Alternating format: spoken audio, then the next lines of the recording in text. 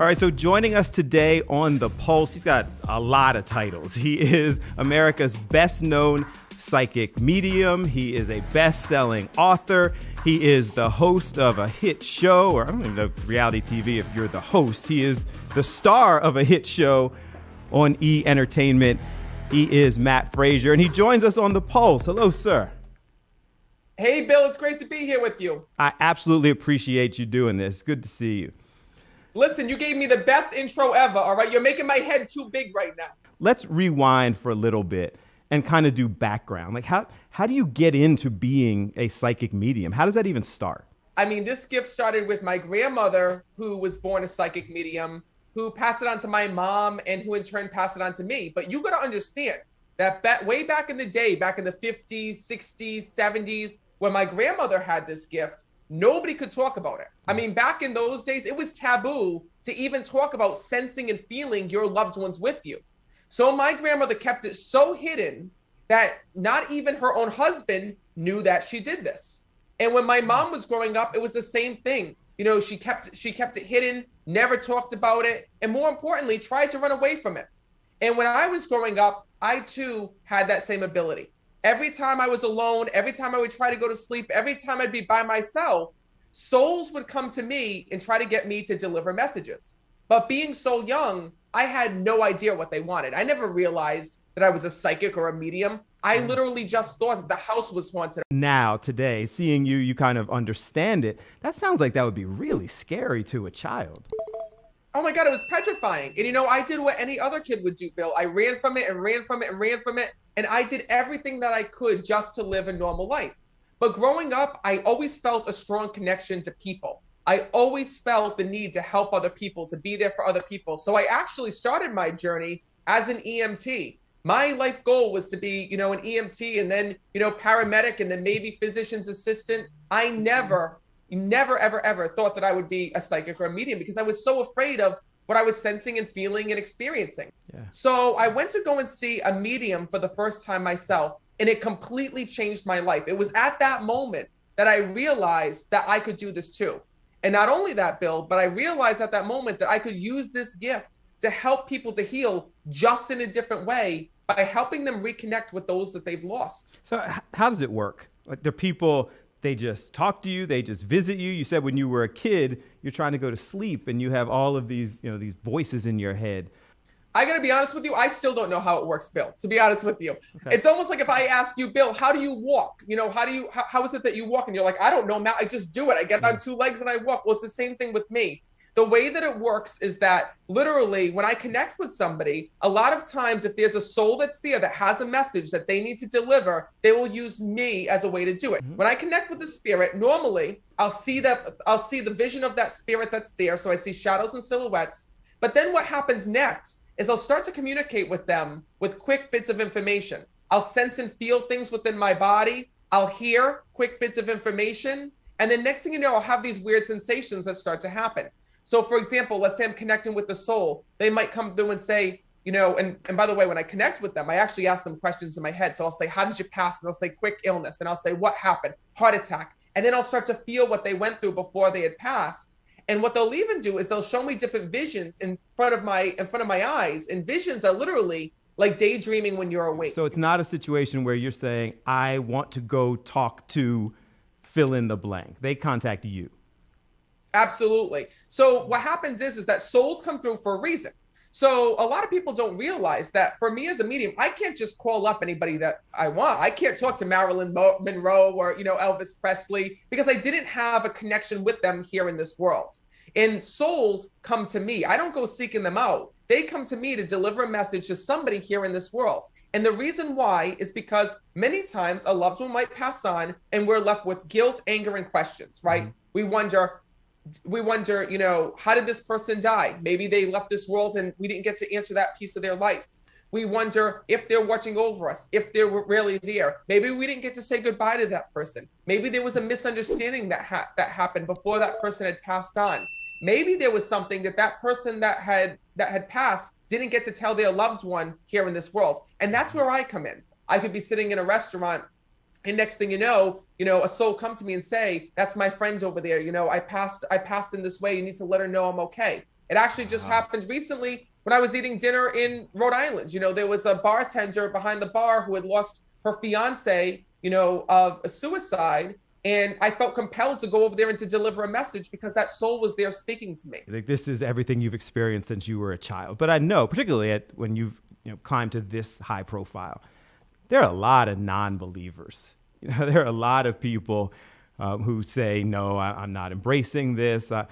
Any stories, anybody who you just couldn't convince, or you pass that? You don't even try to convince people of it being real? I don't try to convince people. I let the spirit world do the convincing.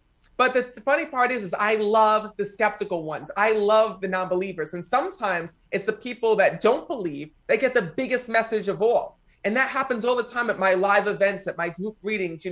When I go up to somebody on the street, sometimes it's the person that didn't believe that needs to hear that message and needs that validation of knowing that their loved one is there. Now, there are sometimes, Bill, where, I'll read somebody and the soul will come through and they'll tell them, that they'll say names, dates, validations, all those things. And that person just doesn't want to believe. You can give them all the information, all the information that you have, and that person doesn't want to believe whatsoever. And there's nothing that I can do about that. But my job is only to deliver them. This is exciting, informative, and fun. So let's get right back to our conversation with Matt Fraser. Why do you do this? I mean, you travel, you share this with people, you tell them things that sometimes they don't want to hear. I mean, this is an emotional roller coaster for individuals. Why? Why make this kind of your life's work? I got to tell you, because I see so much healing every single day. I thrive off of it.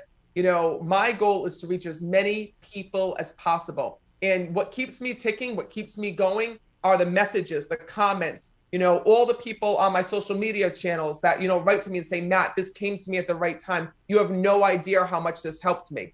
You have no idea how much I needed to hear this. And seeing these people go from crying and upset and not being able to live their life to being able to laugh again, to smile again, to enjoy life again. That's what my mission is all about. I'm just giving back the gift that the spirit world gives me every single day. And the one wish that I have is I wish that I could give people a pair of my eyes. I wish that people could see through my eyes just for a few short seconds, just for a few short minutes, because if they saw what I saw as a medium, then they would know that their loved ones are there, their loved ones are at peace, their loved ones are with them. And more importantly, there's no reason to live life with worries, fears, and anxieties after losing a loved one. Because in the end, even if you live to be 120 years old, life here on earth is way too short.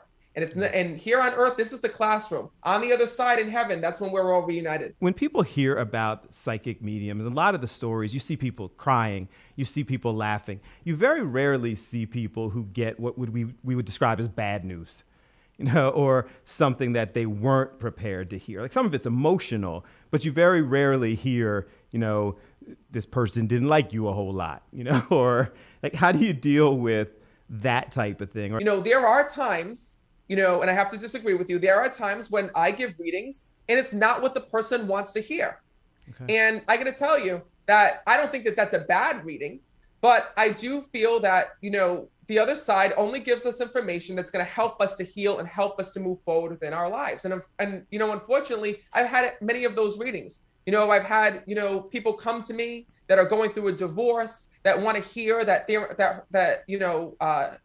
that they and their husband are going to get back together, and that they're going to be able to reconcile things, and that they're going to be able to, move past what had happened. And unfortunately, their mother in spirit or their father in spirit will come through and say, I'm sorry, but this relationship is too far gone. Or I'm sorry, but this, it's not going to work out in that way. And that's really tough news to deliver. But what I have to let you know is that as tough as it is to deliver, it helps that person to move on and to heal. All sorts of things with America's top psychic, Matt Fraser. Let's get back to it. I gotta tell you, if I'm being brutally honest, which is the nature of the Pulse, it's a little over a year since my father passed. And you and I follow each other on social media, so you may or may not have been aware of that. And initially I really wanted to hear from him. Like, I wanted to know something. And then when we decided that you were going to come on in the show, then I wasn't sure. Then it was, wow, I don't know how I would deal with something like that. So people like me, and love my dad, miss my dad, but people like me who want those symbols, but haven't seen them, or maybe we didn't know how to embrace them. What do you say to those people who feel like I had the best relationship in the world and I haven't heard anything yet? Why is that? Because when your loved ones go to the other side, they have to learn to communicate with us the same way that we have to learn to communicate with them. And one of the things that the spirit world tells me, okay, is that when we make our transition to the other side, one of the first things that we do is we choose unique signs and symbols to reach our loved ones here in this world. So for example, let's take your dad, for example. He might choose one sign to reach you, another sign to reach your mom, another sign to reach another family member. And these are their own little ways of communicating with us and speaking with us. But at the same time, you have to be ready as well. And sometimes one of the reasons why souls don't come through is because we haven't gone through the grief. We haven't gone through the healing process ourselves. And sometimes that happens because I've read for so many people, and there are so many people who come to me and they'll say to me, Matt, I haven't felt my mom with me. I haven't felt my dad with me. And it's not because they're not there. It's because of the fact that they haven't gone through that healing process yet. So it's a journey. Death is a journey that not only our loved ones take once they get to the other side, but a journey that we take in learning how to communicate with them and speak to them, and still hold on to that bond. And it can be really hard, Bill, because when we lose a person, especially when it was so close, when they were so close to us, we miss their physical presence. And having to learn to communicate without that physical presence here is a really tough and challenging job. We ask other people to ask you questions. So we tweet out and what have you. And one of the ones that came in is that you talk about symbols. There was a woman who tweeted us that when her mother passed, she believed that a cardinal would come and kind of check in on her. I mentioned my father. When he passed, all of a sudden I started seeing this fox that was around the house. And my sister's convinced that's dad coming to communicate. Do you believe in those types of symbols? Or is that just us kind of reaching out, trying to hold on to something? Absolutely. And what do you think that fox means to you? I don't know. It just kind of like he started coming around. I haven't seen him in probably a week or so. But it just all of a sudden I started seeing him. You don't think that fox is because you work on Fox News and your dad is proud of the job that you're doing? I don't know. It certainly could be. See, this is what I'm saying, is that sometimes people miss the signs. And it's funny because how weird is it that after your dad had passed away, you have this fox coming to see you. You work on Fox News and your dad is showing you that he's there. These are the ways that, we have to draw conclusions here in this world. Our loved ones just don't send us signs to send us signs. Sometimes a butterfly is just a butterfly. But it's the meaning behind that sign and why that sign comes through. For example, that viewer who said that they saw a cardinal. Mm-hmm. Maybe their dad was a Cardinals fan. Maybe their dad was a big outdoor enthusiast and their dad loved sitting outside and bird watching. That would be a symbol that he's using to reach them. Because spirits don't choose signs just out of the blue. They choose signs based on their personality. For example, there was a reading that I did where this woman's father was a fisherman.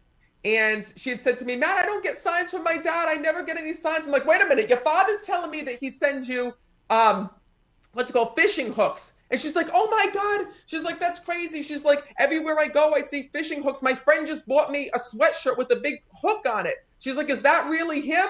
She goes, I didn't put two and two together. And I'm like, of course it is. It definitely is. Because that was what he loved and enjoyed here in this world. Another question that came in is, this is a person who said it's been 1 year since their father passed away. They're coming to see you on tour, and we'll talk about the tour in just a moment. But they were saying he's praying that their father comes through when they come to see you. What do you say to people like that? Because you don't know. Like, who knows if they will be there that night that that they come to see you on tour?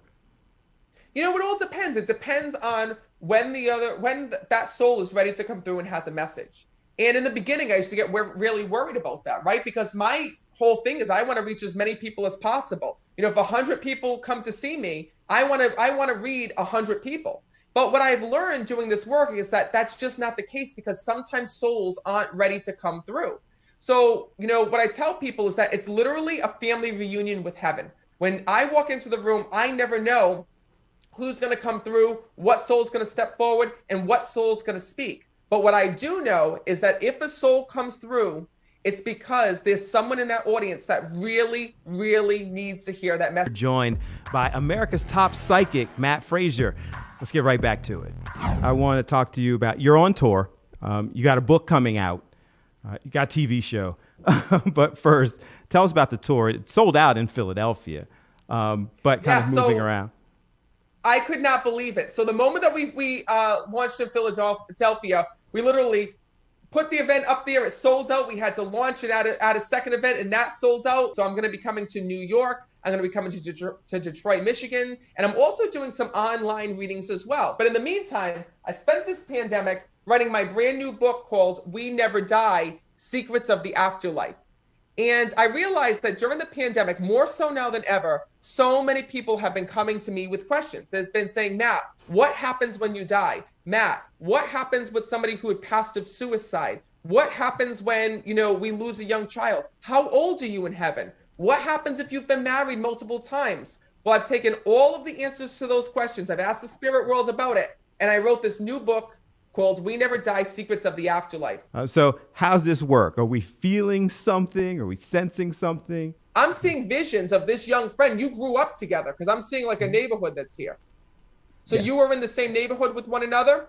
Yeah, we knew each other since we were children. Yeah, and he's showing me visions of back in the day because I keep seeing like schooling and school kids that's coming up, and he's showing me visions of there was a rare blood disease or a rare disease that he had when he passed. Yeah, a very close friend of mine got sick, and his family's still not exactly sure what it was that killed him, but it was in his blood. He keeps telling me it was in my blood. It was in my blood. It was in my blood, and he's telling me that that's how he had died. It was crazy because whatever had happened, I don't know if it caused meningitis, but whatever had happened, I felt like it had attacked his spinal column or there was something that went to his brain because he's telling me this. Yeah, I mean, yes, this friend of mine struggled for years. So he got sick when he was younger and nobody could figure out what it was. And I'm going to tell you what it was. He's here because he's telling me, Matt, this was a ticking time bomb. And he says to me that he was going to doctor after doctor after doctor, and I kept hearing him getting misdiagnosed. And he's showing me when I'm connecting with him that he struggled for so many years. And one of the things that was weird about this illness is that it had weird side effects. Yeah, that's absolutely true. And he had all kinds of... He's showing me when I'm connecting that he goes, Matt, I didn't know what was wrong with me. And he was a runner here in this world. He shows me he was athletic. He used to like to run. All of this fits, and he couldn't figure out what it was, and sometimes it impacted his eyes, sometimes it impacted other areas. He struggled for years. Bill, your father's also here, because sometimes souls will be in together. And when I had that young soul come through with you, your dad is also here on the other side communicating with me, because your dad is showing me the moment I'm connecting with him, visions of microphones and whatnot. He was in broadcast as well here in the physical. Yes. And your father's telling me when I'm connecting with him that you look up to him every single day because you're living life almost like your dad did here in this world. He says to me, let him know I'm so proud. Let him know I'm so proud because the things that you're doing in life right now is the same journey that your dad was on here in this world. You might not sense and feel him around you, but your dad tells me that you talk to him every day. And he tells me in your office here and now in Fox that you have pictures of him that you look at and you think about your dad. He says to me, please thank my son for putting my pictures out. Thank my son for putting my pictures out, he's telling me. And also your dad knows about some clothes that you kept of his as well, because he's talking about some shirts that were kept after his passing. And it's actually funny. Did you actually just wear one of your father's shirts? He talks about you putting a shirt on. I actually, it's been a little while, but I wore one of his shirts on TV because I just was feeling him that day. So I put on a shirt that didn't fit and went in and did the show in that shirt. He says to me, I want him to know that I saw him wearing that shirt. So when you had that on, know it's his way of acknowledging that. We could talk to you all day, but we are going to have to stop at some point. People want to follow you. They want to get more information. They want to get in touch. How do they do that? So if the dead can find me, you can find me. I'm all over social media. But you can also visit my website, meetmattfraser.com. That's the #1 place to come in to reach me. And more importantly, to discover some of the psychic ability that you have yourself, because I have articles, blogs, videos, you name it, it's all there. Wow. Thanks so much for watching The Pulse today. That was a lot. We appreciate you going through that journey with us. and with Matt Fraser. And remember that as much as you saw on TV, there is still more on podcasts. So the entire interview, unedited, is on all places where you get podcasts. Just make sure you search The Pulse with Bill Anderson. We'll be back to do it again next week. And thanks for watching.